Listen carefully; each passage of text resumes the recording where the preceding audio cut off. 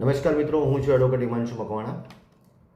મિત્રો, તમારું અમારી ચેનલમાં સ્વાગત છે.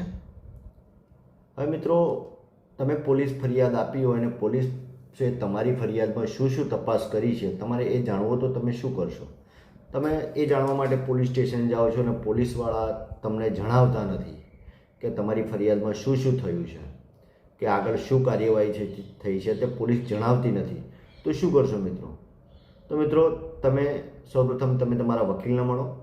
વકીલને મળ્યા બાદ તમે જે પોલીસ સ્ટેશનમાં ફરિયાદ આપેલી હોય અને તે પોલીસ સ્ટેશન જે કોર્ટના જ્યુડિશનમાં પડતું હોય, એટલે કે જે કોર્ટને લાગુ પડતું હોય તે કોર્ટની અંદર CRPCની કલમ 210 પ્રમાણે તમારા વકીલ મારફત અરજી કરો. આ અરજી કર્યા બાદ અરજીની સુનાવણી થાય છે. સુનાવણી થયા બાદ કોર્ટ જે તે પોલીસ અધિકારી એટલે કે તપાસ કરનાર અધિકારીને કોર્ટ બોલાવે છે અને કોર્ટ તે પોલીસ અધિકારીને પૂછે છે કે આ ફરિયાદમાં તમે કેટલી તપાસ કરી છે તેનો રિપોર્ટ પણ માગે છે.